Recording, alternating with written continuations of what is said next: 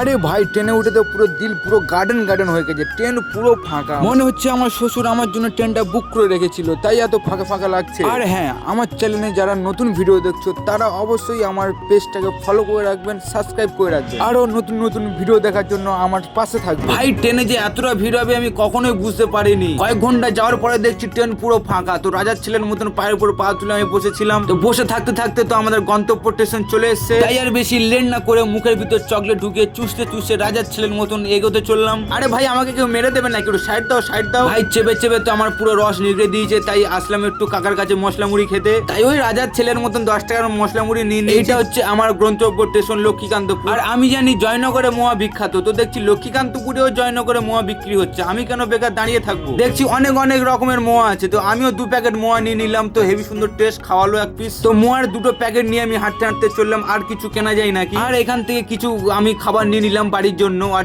চলতে লাগলাম আমাদের বাড়ির উদ্দেশ্যে। ভাই আমি শহরে কাজ করি, দেশের মতন শান্তি কিন্তু কোথাও পাবে না। ভাই দেশের মাটির গন্ধ তো আমার সেই লাগে। ছোটবেলা থেকে আমি দেশেই বড় হয়েছি, দেশের মতন শান্তি আর কোথাও খুঁজলে পাবে না। তাই আমার ট্যাঙ্কিটা খালি হয়ে গেছিল, তাই আমি পাম্পে চলে এসেছি, আমি একটু পাম্প ভরতে। তোমাদের সাথে দেখা হচ্ছে নেক্সট ভিডিওতে। রাধে রাধে বন্ধু।